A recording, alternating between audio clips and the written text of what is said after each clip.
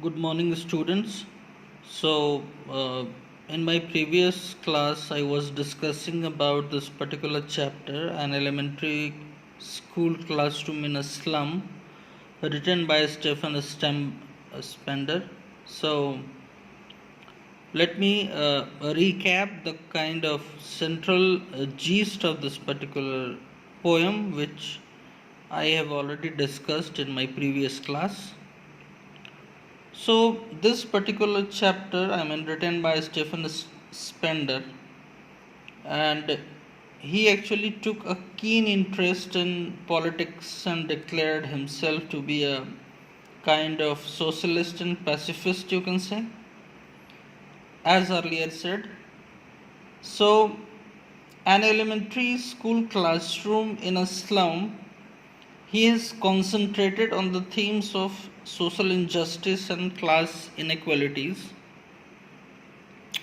and through the example of slum children, what actually he did is he attacks those who are exploiting the weaker section of the society. So this is the way you can remember the gist of this particular poem. So I've already discussed about stanza 1 and 2, and today I'm going to discuss stanza wise explanation of 3 and 4. So let's read out the lines. Let me read these lines for you all. So the lines are: surely Shakespeare is with the map a bad example, with the ships and the sun and the love tempting them to still, for lives that slyly turn in their cramped holes, from fog to endless night, on their slag hip, these children wear skins pipped through by bones and spectacles of steel with mended glass, like bottle bits on stones. All of their time and space are foggy slum, so blot their maps with slums as big as doom.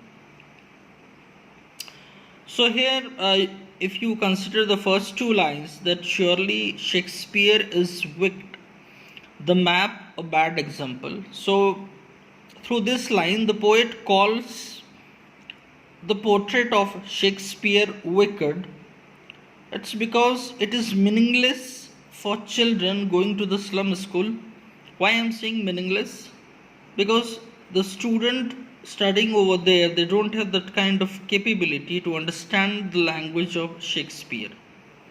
So if at all they want to understand the language of Shakespeare, they need to have a kind of great command over English. So that seems to be bit meaningless. And there is no quality education in this school. The children here will never learn about Shakespeare work. The map is also a bad example. You can see line over here. The map becomes their window, with the ships and the sun and love tempting them to still. I mean, the map is also a bad example for them, because for these children, their classroom is a whole world for them. And there is no world beyond their poverty, you can say, the hunger, the hopelessness. So these maps are unreal for these children, and whatever the beautiful world with its offering like sun, ships, love, and care only tempt them to still, because they cannot have all these worldly things. And from the line itself, you can easily figure it out that they live in a cramped holes like huntmans, and there is no end to their misery, it seems. And you can also see over here that there is a perpetual state of gloom, hunger, and despair.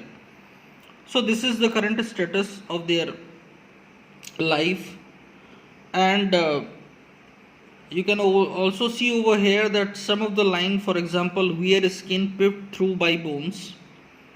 I mean, the poet has given a very pathetic explanation about the kind of the life led by these children. I mean, their bodies look like garbage heaps. They don't have the money. They are malnourished and they are very skinny and their bones are peeping out of their skin.